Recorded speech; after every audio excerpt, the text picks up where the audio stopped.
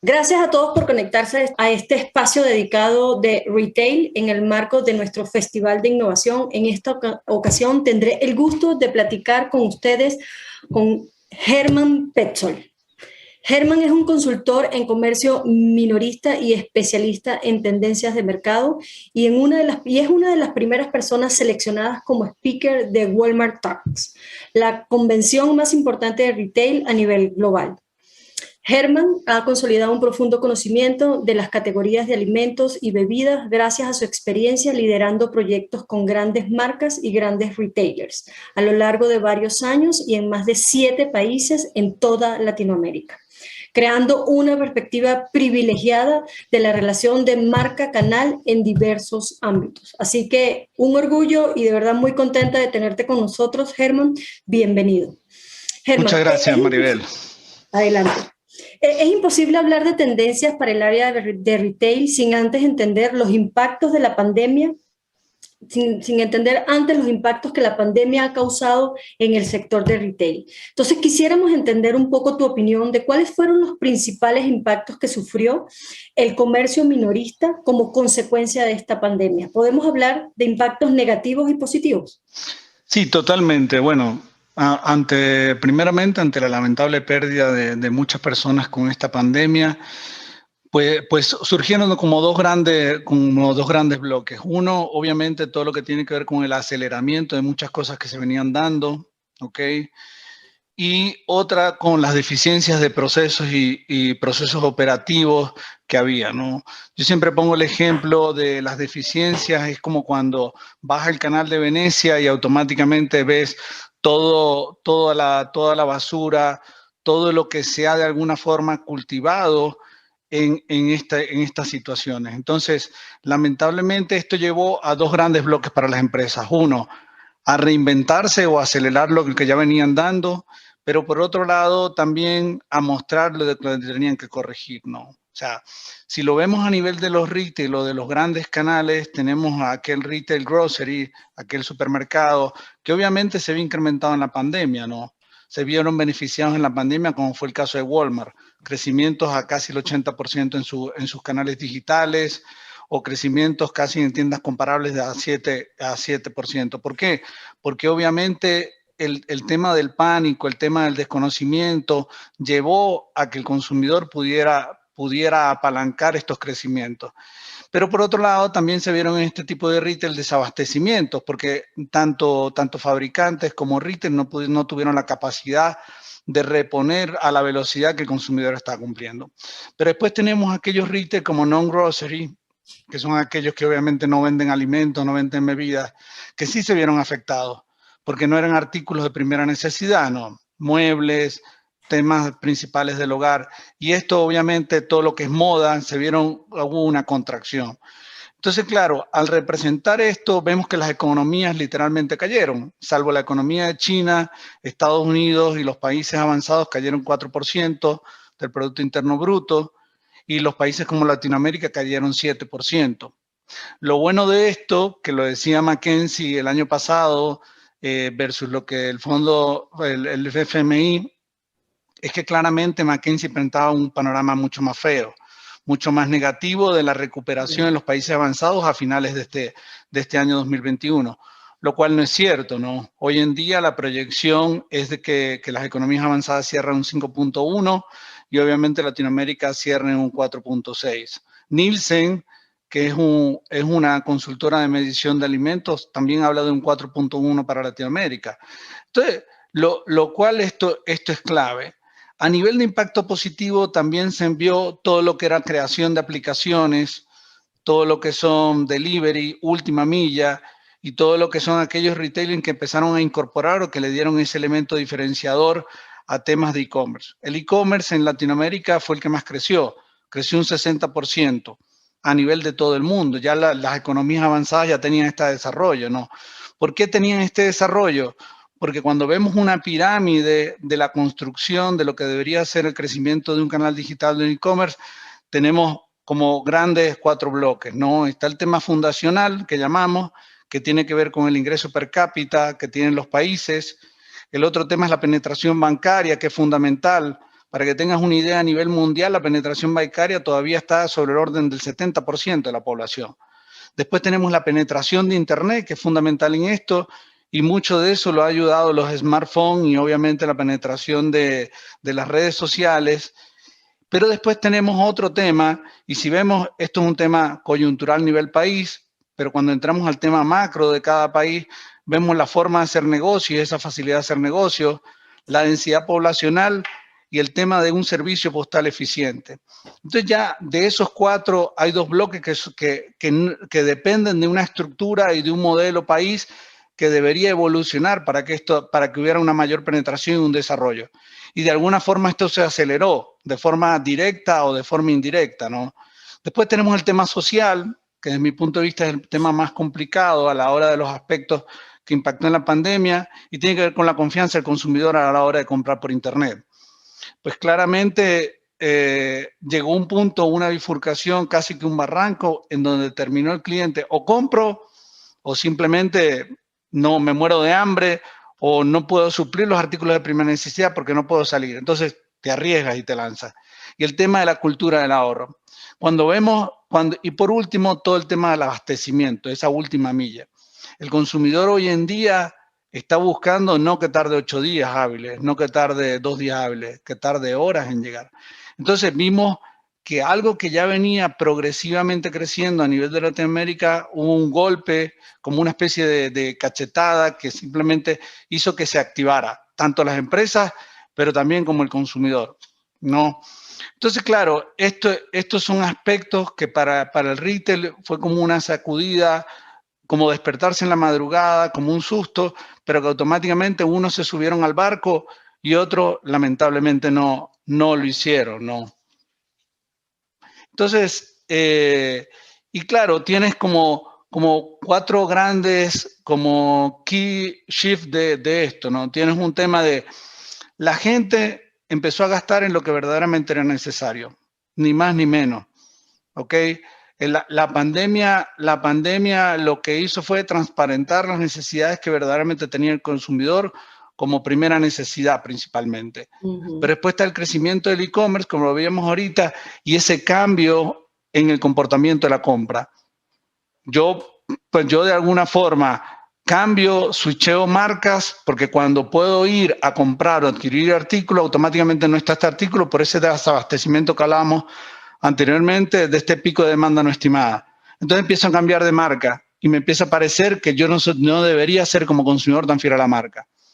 Después está todo el tema de cómo verdaderamente la cadena de abastecimiento tiene que reconvertirse.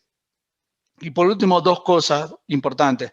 Uno, la capacidad que tenían los retailers de garantizar que sus colaboradores estén seguros y se sientan seguros dentro de nuestras instalaciones, y por otro lado, la capacidad de ellos de transmitir al consumidor de que se sientan seguros dentro de ellos. Entonces, claro, si lo vemos a partir de febrero del 2019, del 2020, y lo que ocurrió en marzo, abril del 2020, pasamos de la comodidad a la necesidad. Ya utilizo una aplicación, ya compro por internet, pero no por simplemente de comodidad, sino de necesidad. Y obviamente de la comodidad volvemos a esa exigencia y a dar un giro en la logística en la última milla, ¿no? Porque el retail, y esto es tendencia que viene dándose, los retail cada vez se están acercando mucho más a los centros urbanos y no a los centros empresariales. Antes los retail se ubicaban cerca de los centros o de la mayoría de la población donde pasaba la mayor cantidad del tiempo. Pero eso ya cambió. Y lo otro que cambió es los dark store, que son las fuentes en que yo puedo servir mejor al consumidor porque está utilizando otros canales necesarios para adquirirme producto, ¿no? Wow, la verdad, Germán, en este caso es impresionante la cantidad de factores que, como bien dijimos, impactos que sufrió en este caso el mundo de retail, positivos y negativos. Me quedo con cuatro cosas porque la realidad fue súper amplia tu explicación y me encanta porque se entiende exactamente toda la experiencia que tienes, ¿no?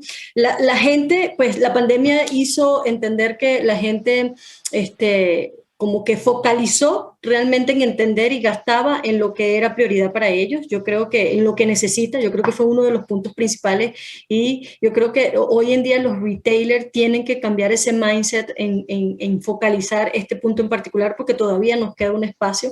El tema del comportamiento de la compra fue sumamente importante. Realmente antes los grandes retailers pensaban que era un 10% probablemente en su cadena de e-commerce y se volcó a un 90% y esto cambió totalmente la forma de pensar del consumidor, de cómo comprar, ¿no? Entonces, ese fue diametral definitivamente.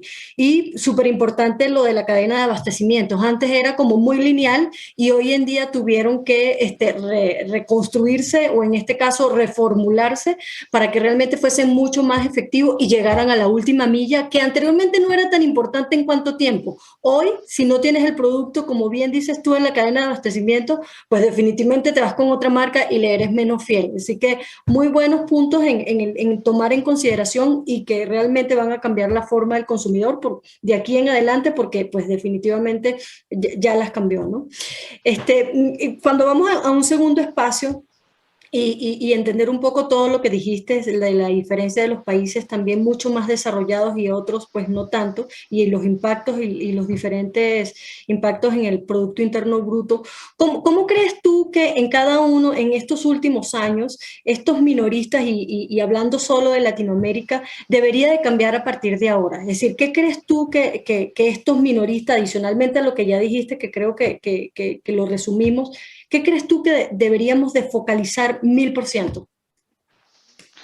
Yo creo que los minoristas en general siguen teniendo esa actitud conservadora como tal, ¿no? O sea, a excepción de grandes referentes, digamos, como marca de retail que están ubicados en Latinoamérica a nivel mundial, ¿no? Walmart es uno de ellos. El grupo Amazon, cuando ya pasó de esa conexión al online, también con el Amazon Go, con el Amazon Fresh, con Walmart que acaba de agregar hace unos meses el Walmart Plus, ¿no? Y cambiar un poco esa política de DTLP sembrada en su momento por Sam Walton. El grupo Éxito es uno de los referentes en Colombia y el retail de Colombia es uno de los referentes porque el grupo Éxito ha sabido de alguna forma distribuir las necesidades que tiene. Entonces, tienes a un grupo como Éxito, pero también tienes a un formato como Carulla, que es una experiencia adicional, tienes productos más frescos, tienes granos, llámese, valga la redundancia, a granel, tienes una serie de experiencias, de degustaciones, que lo tiene de alguna forma también Cencosud en algunos países de Latinoamérica.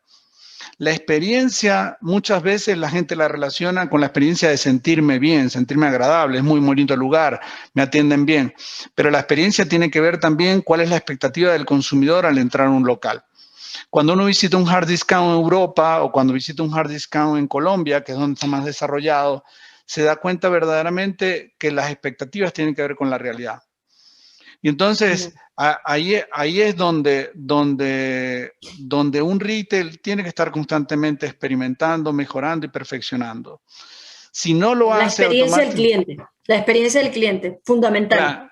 Claro, al fin y al cabo, por ejemplo, en Europa muchos retail se han tenido que adaptar y colocar los productos de primera necesidad, llámese todo lo que es cuidado personal, aseo personal y todo lo que es alimentos, en una parte mucho más cercana. ¿Por qué? Porque el cliente no quiere pasar mucho tiempo en el retail. Antes era la experiencia de que coloco el producto en el otro extremo para poder seguir dando, digamos, que el consumidor se vea obligado. Ahora no. El cliente quiere sentirse seguro, quiere una compra rápida y por eso cuando se mide todo el proceso de la compra, el journey del cliente, lo que quiere es conseguir los productos rápidos y pagar rápido.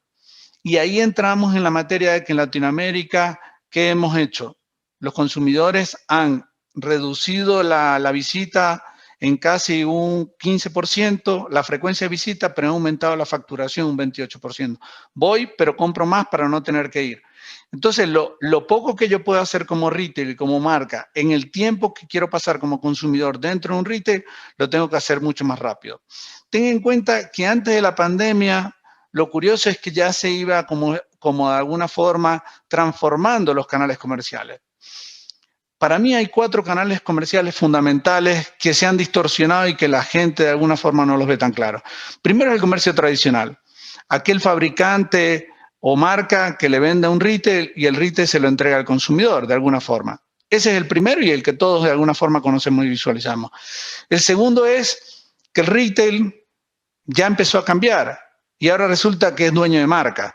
Ahora resulta que produce una marca privada, como lo conocen todos, la marca Éxito o la marca Great Value en Estados Unidos con Walmart, y ya empieza a competir de tú a tú con las marcas que tradicionalmente solo producían marca, curiosamente, de alguna forma. El tercer punto es cuando la marca se convierte en comercio. Lo vemos en Colombia con Alpina, Alpina Market, ¿ok? Lo vemos con Bimbo, con sus tiendas. Lo vemos muy de cerca, obviamente, con tiendas de tecnología como Apple, como Adidas, pero no lo vemos en Kellogg. Kellogg tiene una tienda en Nueva York que le habla directamente al consumidor. Lo vemos con Unilever, también una aplicación que le habla directamente. Y esto ya estaba antes de la pandemia. Lo que nos dimos cuenta con la pandemia es que las marcas empezaron también a ofrecerse en diferentes países de Latinoamérica, venderle directamente al producto. Y la última, y es la que hay que no perder de vista, son todas las aplicaciones que agrupan la demanda y la oferta del consumidor, de los retail y de las marcas per se, que son aplicaciones que hoy en día tenemos. Tenemos aplicaciones como Rappi, tenemos aplicaciones como Pedidos Ya, que conviven las dos. Entonces, ¿quién iba a pensar que hasta hace muchos años una aplicación que no tiene inventario y que agrupa cualquier divergencia de categorías, diversidad de categorías, pueda obviamente crear una demanda adicional? Entonces, antes los retail solo le hablaban al consumidor. La marca de alguna forma no estaba permitido hablarle directamente, que era como una especie de derecho adquirido. Pero hoy en día los retail producen marcas y las marcas le hablan directamente al consumidor. Entonces la dinámica del retail, como decía alguien hace poco, la tienda del futuro no es una tienda, ¿no? Entonces, esto es una reflexión clara de dónde está el nivel de los retail y la penetración. La marca privada, a nivel de variación de crecimiento, ha cambiado de un año a otro, del 2019 al 2020, estamos hablando a doble dígito. La mayor participación de marca privada que tenemos hoy en día se llama Colombia con un 17%, pero no estamos a los niveles de Europa, que nació hace muchos años, sobre los 40, 50%, ¿no? Desarrollo de marcas propias. Esa realmente es una de las diferencias en este caso, por lo que entiendo, que deberían de buscar en este caso los minoristas para poder afrontar y para poder seguir creciendo. Excelente. Y hay otra cosa ¿no? importante que es importante descartar, toda la tendencia de do it yourself, hazlo por tú solo. Todo lo que son las categorías de cocina, la categoría de la creación de cremas corporales o de belleza de alguna forma natural, el aprender instrumentos musicales, de pintura, de aprender de mixología, de hacer reparaciones en la casa, son categorías que se han venido desarrollando en el tema de la pandemia, ¿no? Porque obviamente en donde uno pasa la mayor cantidad de tiempo es donde quiere obviamente sentirse mejor. Entonces ahí es un punto importante de cómo el retail y cómo las marcas tienen que volver a entrar en la casa y decir, bueno, aquí estoy para brindarte el apoyo que requieres, ¿no? Sí, desarrollo de nuevas experiencias, ¿no? Volverse Claro. una empresa no solamente de productos finales, sino también de formar parte de las nuevas experiencias en tu nuevo entorno laboral personal que estás teniendo. Excelente punto de vista. La realidad bien, bien disruptivo, ¿no? Si pensáramos en este caso, Germán, ¿qué tendencia tecnológica sería para ti la más importante para el sector de retail en los próximos tiempos? Cuando hablamos de los próximos tiempos es ya, pero la realidad es entender un poco para ti con toda la experiencia que tienes y el recorrido que has transitado, ¿cuál crees tú que es esta tendencia tecnológica más importante? Mira, en la última feria que fue a principios de este año de la Asociación Nacional de Retail en Estados Unidos, que es una feria que la verdad le recomiendo a todos el asistir, espero que el próximo año sea presencial, el director ejecutivo de Lowes decía una cosa fundamental en el tema de tecnología, y me permito citarlo: la tecnología más eficaz es la que nadie ve. Todo lo que el cliente debe saber es que la transacción fue fácil. Todo lo que saben los asociados y la gente de suministro es que el sistema funciona bien. Entonces, Bueno, esto podría ser una seguidilla de muchas cosas que se han hecho en el proceso. Pero creo que los 3 puntos fundamentales es uno, el tema de realidad aumentada, otro, el tema de inteligencia artificial y por ende todo lo que llamamos recientemente un científico de datos, que pueda interpretar los datos y que en función de estas 3 se tema, ¿no? O sea, por ejemplo, IKEA. ¿Cuáles eran los grandes problemas que tenía IKEA? Que el alto precio del producto, el tamaño del producto, pues no les permitía al cliente, por la misma metodología que tiene IKEA de comercializar, probar el producto antes. Y ahí es donde fueron entrando primeramente en todo lo que tiene que ver con realidad aumentada, para ver cómo podía quedar el mueble, inteligencia artificial, para ver ese mueble en el conjunto de las cosas se podría dar. Y entonces es ahí donde verdaderamente funciona esta tecnología adaptada al consumidor, ¿no? No, sí, no va a escapar. Estaremos hablando definitivamente en estos 3 días vamos a estar hablando de lo que son las tecnologías emergentes y lo vamos a ver en el segmento de retail, en el segmento de servicios financieros y no escapa el de manufactura, que es algo muy similar a lo que estás colocando. Definitivamente me gustó la cita de realmente la tecnología y hoy estamos hablando de que la tecnología y el impacto que hace, pues no la ves. Muchos de estos servicios están prestados inclusive en servicios de nube en donde mucha de nuestra labor es realmente que cada una de estos sectores se dediquen realmente a lo que es el core business de su negocio y que todo lo que es la tecnología y todas las tendencias digitales pues realmente sea manejada por hoy en día quienes estamos desarrollando mejores prácticas para que sea mucho más fácil la experiencia, en este caso del cliente. Ah. Justamente en ese sentido, ¿cómo crees tú que se ve el comportamiento del mercado y las grandes empresas? ¿Cómo se ven a futuro? Y cuando digo futuro, quiero decir en estas nuevas fechas que ya se nos van a presentar de fin de año. ¿Qué crees tú cuál va a ser el comportamiento del mercado para estas grandes empresas? En diciembre, por ejemplo, ahorita que vienen Black Friday, que viene el Buen Fin, ¿cómo ves tú este comportamiento de estas grandes empresas con estos Para mí, volúmenes y de transacciones?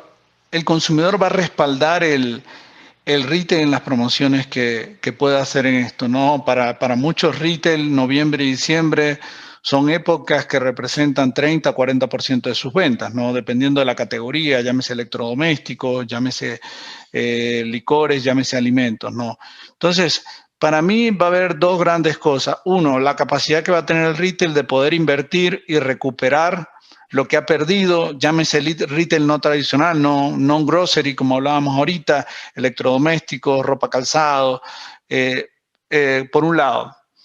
Y estos van a tener que tener en sintonía y va a tener que tener relación con la capacidad que pueda tener el país en tener esa especie de liberar de alguna forma este confinamiento, porque son grandes eventos en donde requieren una masa crítica en un mismo punto de venta. Entonces, se venderá, yo parto de la idea, o al menos las cifras que yo he visto, es que la meta no es referencial al 2020, sino la meta es referencial al 2021. Y la mayoría de los retailers se están midiendo bajo ese síntoma, porque es un síntoma ácido, pero al fin y al cabo es así. Y definitivamente creo que va a ser un año optimista. O sea, cuando vemos los sectores que más rápidamente se están recuperando, vemos obviamente la venta minorista, es uno de ellos. Sectores que no se van a recuperar mucho tan fácil, pues obviamente todo lo que tiene que ver con viajes, todo lo que tiene que ver con restaurantes, todo lo que tiene que ver con hoteles. Lo que son artículos de primera necesidad, lo que son artículos que requieren de alguna forma ese reabastecimiento, esa reposición, sea un televisor, porque uno no puede vivir sin un televisor, uno puede vivir sin una refrigeradora, y sean productos de esto, pues te da esa idea. Lo otro que va a seguir pasando, que tiene que ver también con este comportamiento, es que cada vez más van a haber muchas más marcas y mucho más retail enfocado en compra solo lo que necesitas, adquiere solo lo que necesitas. Entonces va a pasar a formar parte de dejar de ser un producto a formar parte de un servicio. Por ejemplo, The Rent Room Away es una marca americana que hoy en día renta diferentes tipos de vestuario para mujeres, para diferentes tipos de ocasiones. Lo utilizas un par de días y lo devuelves. No tienes que pagar por un vestido de alta moda 800 euros, sino simplemente puedes pagar 60, 70 dólares al mes. Y ahí tenemos infinidad también de páginas web que hoy en día alquilan muebles. Entonces, paso por un mueble, lo alquilo un mes, la casa se ve bonita, pero cambia. Entonces, ya de alguna forma está perdiendo la tradición de que estoy heredando el mueble de mi abuela, que me lo regaló, que me toca a mí por ser el hermano mayor. Entonces, al fin, toda esta conversión ha dado, como habríamos al principio de la charla, que el consumidor está buscando solo lo que necesita. Y estos dos ejemplos que colocaba vienen antes de la pandemia. Entonces, ese aceleramiento se ha venido dando y se seguirá dando, ¿no? Sí, sí, todo confluye, Germán, a experiencias, por lo que veo, ¿no? A combinar este tema de los alquileres es cómo me siento y si me siento bien es perfecto, no importa si es comprado o es alquilado, o si me canso, pues me es más fácil soltar porque es un alquiler y no realmente una inversión que hice que la voy a amortizar en X cantidad de tiempo. Claro. Definitivamente todos los retailers, todo este mundo de retail debe estar repensando realmente sus ofertas, no solamente ofertas en productos, sino en ofertas y servicios y en cómo mejorar estas experiencias. Increíble. Así es. En la pregunta que viene, Germán, realmente ya nos respondiste en la primera, sin embargo, si puedes me la complementas. Es como Latinoamérica, frente a la crisis que estamos pasando justamente en el sector de retail, ¿cómo ves la comparación con el resto del mundo? Nos hablabas anteriormente de que definitivamente los países más desarrollados, y en este caso se recuperaron mucho más rápido, en este caso China, Estados Unidos, y con una diferencia de Producto Interno Bruto en la baja de un 7 y un 4%, pero ¿qué más? ¿Qué más ves de diferencias con respecto al mundo de Latinoamérica, en el mundo de retail justamente y por fuera? Mira, a nivel mundial, y obviamente no escapa a Latinoamérica, porque dos grandes consultoras, una es Nielsen a nivel de Latinoamérica y otra es McKinsey, ven dos tipos de clientes. El cliente aislado y el cliente restringido. Así como dos grandes clientes. El cliente restringido es el que ocupa en Latinoamérica aproximadamente el 51% de la población. Y este cliente es el que automáticamente perdió su trabajo, perdió sus ingresos y automáticamente tiene que restringir el gasto y priorizarse en lo fundamental. Y tienes aquel cliente aislado que de alguna forma se mantiene igual, que tiene su trabajo, que mantiene sus ingresos, que tiene su mismo nivel de vida, que hoy en día de alguna forma los gobiernos, las leyes, restringen de alguna forma su salida o su movilidad, no tienen dónde gastar el dinero. Entonces, para los retail es importante considerar estos dos tipos de clientes, bajo un mismo techo o bajo techos diferentes. Cuando analizamos obviamente el tema de cómo esos consumidores restringidos, cómo han evolucionado en el gasto, vemos canales como Colombia, que el único canal que viene creciendo son los hard discount. Pero cuando analizamos el comportamiento de estos compradores de poder adquisitivo en Latinoamérica, vemos que los canales que están creciendo es el e-commerce y los hipermercados. Cuando los vamos a tendencias en China, todas las marcas de China de alimentos han creado productos personalizados, productos indulgentes, productos de mayor tamaño. Entonces, ¿qué es lo que pasa? Que automáticamente los gobiernos de Latinoamérica no van a recibir estas ayudas que hoy en día tiene, por ejemplo, Estados Unidos para reactivar la economía. Claro. Parte del crecimiento de Walmart en Estados Unidos se debe a esta reactivación, a estos de alguna forma cheques o donaciones o impulsos para reactivar esto. Entonces, Latinoamérica va a tardar mucho más. Cuando hablábamos de la marca privada y de estos crecimientos, se debe porque la marca privada específicamente crece en contracciones económicas y obviamente esto ha sido una contracción económica. Entonces, para mí es fundamental que no hay que perder de vista ninguno de estos tipos de clientes y más en Latinoamérica. ¿Por qué en Latinoamérica? Porque mucha gente no está formalizada, de alguna forma tiene su trabajo que le pagan todos los meses, no está inscrita en el Seguro Social y por otro lado prácticamente vive el día a día. Entonces, hay que atacarlo porque porque no hay una formalización directa, inclusive lo que hablábamos ahorita de la penetración de cuenta bancaria, inclusive del tema de tarjetas de crédito. Entonces, el sector de alguna forma tiene que reactivarse sin descuidar a estos dos tipos de clientes. Claramente va a haber una lentitud, la hay, como lo veíamos ahorita, Latinoamérica decreció menos 7% en el Producto Interno Bruto, y de ahí de 7 a, digamos, a llegar, entre comillas, al punto de equilibrio, pues hace falta mucho más trabajo y mucho más apoyo de alguna forma de los gobiernos de acelerar este consumo, ¿no? Entonces, esto es fundamental y va a seguir siendo fundamental, ¿no? Cómo verdaderamente apoyo a los dos tipos de consumidores, porque al fin y al cabo, como dicen, en épocas de crisis que se conocen a los amigos, pues de la misma forma, en épocas de crisis es donde el consumidor debe conocer qué clase de retail de alguna forma estaba empeñado en trabajar o en qué clase de marca. Entonces, claro, las marcas tienen tengo mi marca líder, que es una marca de premium, pero entonces tengo que apostarle a una marca de menor valor o tengo que crear productos de menor conteo, de menor gramaje o de menor litraje que me permitan automáticamente seguir acompañando al consumidor. Si no haces ese cambio y pretendes que el consumidor se adapte a ti, pues lamentablemente no va a ocurrir ese crecimiento porque es parte del apoyo de todos los sectores, retail, proveedores, fabricantes, cadena de abastecimiento, importaciones, todo este tipo de cosas, ¿no? Ya. Sí, pues vemos una diferencia no solamente en el decrecimiento, como bien lo dices, del Producto Interno Bruto, sino que todo esto es la capacidad de reacción que tienen realmente las economías, ¿no? Si tuviésemos que enumerar 3 temas de inversión prioritarios, ¿cuáles serían? Tú siempre mencionas 4 puntos. Si quieres mencionar 4, no hay problema. Pero realmente 3 puntos de inversión prioritaria o 4 que tú consideras, y creo que lo has venido diciendo en tus respuestas anteriores, pero si lo quieres de alguna manera sumarizar en la industria del retail, ¿cuáles serían? Mira, la unicanalidad, sin lugar a dudas, como en cualquier sector del retail.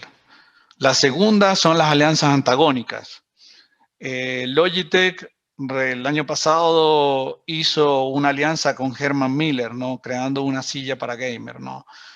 Y también en las alianzas antagónicas tiene que haber formatos antagónicos a lo que venía haciendo. Pop-up store, que son tiendas que están en un periodo de tiempo limitado, store in store dentro de las tiendas, retailtainment, esa relación con el consumidor, retailtainment dentro de las instalaciones retail o dentro del mismo hogar, el lograr ser parte del hogar del consumidor, siendo un miembro más de la familia.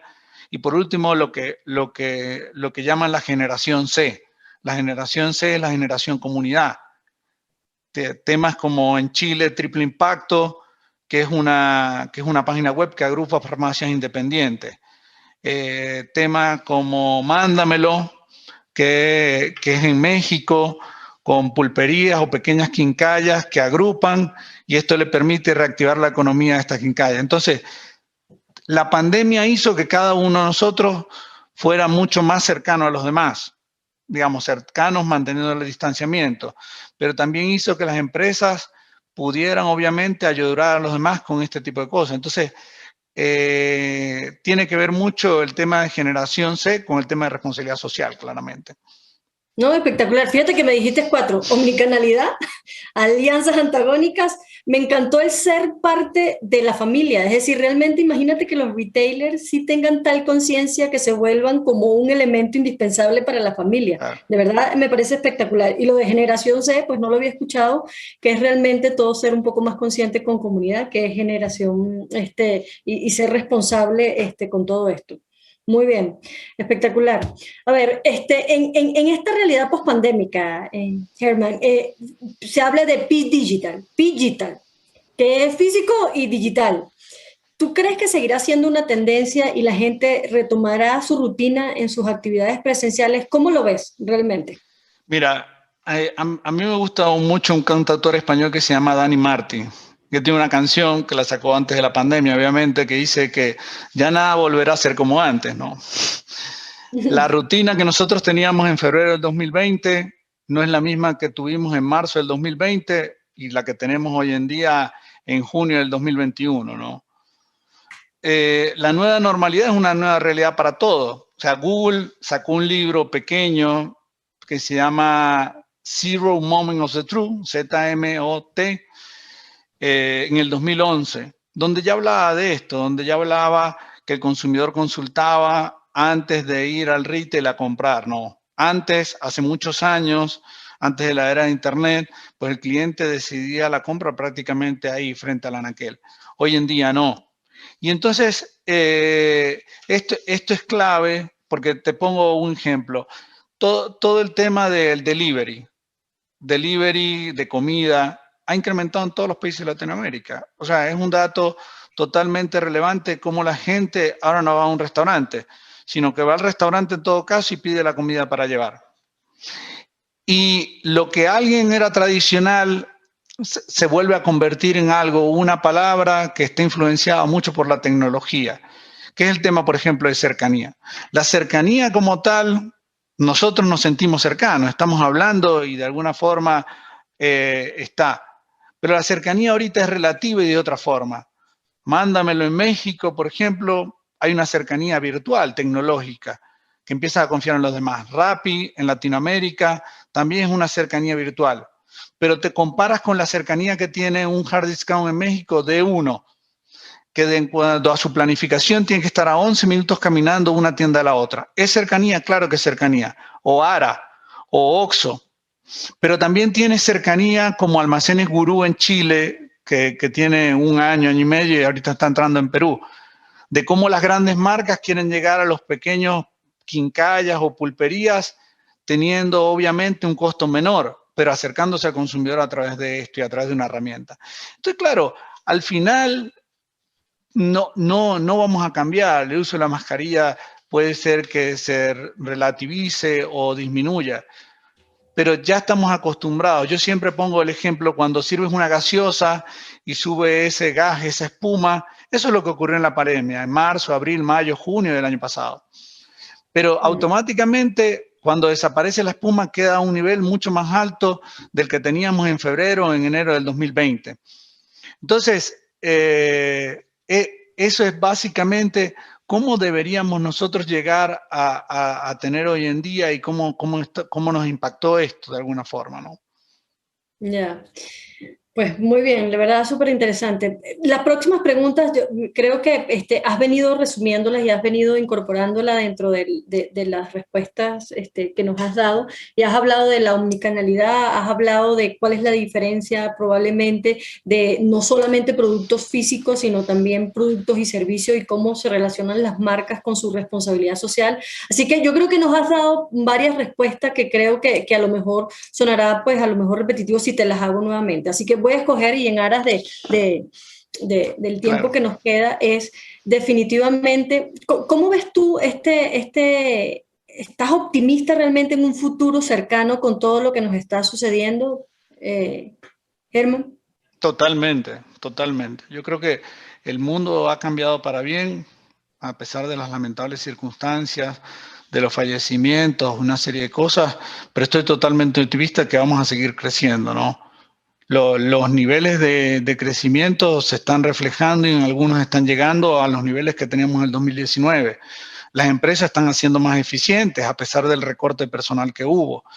Entonces, definitivamente sí, las categorías van a incrementarse, van a de alguna forma salir airosos de esta situación, manteniendo de alguna forma esta enfermedad permanente que hay hoy en día, ¿no?, en el mundo. Claro. Qué bueno escucharlo de alguien, pues definitivamente especialista como tú, y con una persona que pues tiene un recorrido importante en darnos el optimismo de que esto va a continuar y que definitivamente con un futuro optimista. El comercio, ya como último punto, Germán, el comercio minorista es un sector muy diverso y lo sabemos. ¿Cuáles son los sectores de mejor perspectiva que tú ves y cuáles tienen en la actualidad estos mayores desafíos? Si vemos grandes retailers, pequeños retailers, ¿cuál crees tú que realmente es como los sectores de mayores perspectiva que tienen para el crecimiento? A ver, el mayor crecimiento, todo lo que tiene que ver con venta minorista, va a crecer y está creciendo. La industria farmacéutica es otro de ellos. Cómo va a crecer el tema de telecomunicaciones también. Y son como los tres grandes, bueno, y el sector público y el sector salud por razones obvias, ¿no? Creo que por default, por lo que estamos luchando. Son los tres sectores, los cuatro sectores en donde cada vez va a haber mucha más transaccionabilidad por parte del cliente, tanto en servicio como en producto. No así otros, como lo hablábamos ahorita, la industria inmobiliaria, la automoción, el transporte, todo lo que es el canal Horeca, ¿no? Hoteles, restaurantes, catering, son sectores que todavía se van a ver afectados porque hay desconfianza en el consumidor, lo cual es claro, ¿no? Ya. Bueno, la verdad, Germán, súper rica la charla. Muchísimas gracias por compartir este espacio y de verdad gracias a todos los que invirtieron su tiempo dedicado a este conocimiento. Si nos quieres dar como ya un resumen, nos quedan 3 minutos, si nos quieres dar un resumen o algún mensaje ya de cierre, te lo agradecería y pues definitivamente estamos siempre en pro de colaborar con esta transformación que estamos viviendo y que esto vino para quedarse. Entonces, un poco, darnos un breve resumen en unos minutos. Mira, yo me quedaría como con tres grandes cosas, ¿no? Uno es que la tecnología no es la única forma de innovar, pero sí la más importante. La otra es que el trato personalizado no ha pasado de moda, se ha sustituido. Y por último, la única forma de ganar, llámese retail o marca, es diversificando en producto y en canal comercial. Buenísimo. Es decir, la tecnología no es lo único, pero es lo más importante. Trato personalizado. ¿Y cuál fue la última? La de diversificar. La única forma es ganar diversificando en canal y en producto y servicio. Excelente, excelente. Excelente cierre. Muchísimas gracias, Germán, de verdad tenerte con nosotros en estos minutos, súper rica la charla y pues definitivamente aquí estamos disponibles. Nuestra misión es ayudar a las personas a ver los datos de maneras diferentes, descubrir ideas, desbloquear posibilidades infinitas y pues realmente ser un ente que forme parte de esta comunidad, como tú dices, y ser lograr parte de la familia. Cada vez más entrarnos no en un B2B, sino en un B2C. Así que muchísimas gracias por esta charla. Gracias a ti, Maribel, y a Oracle. Muy amable, gracias.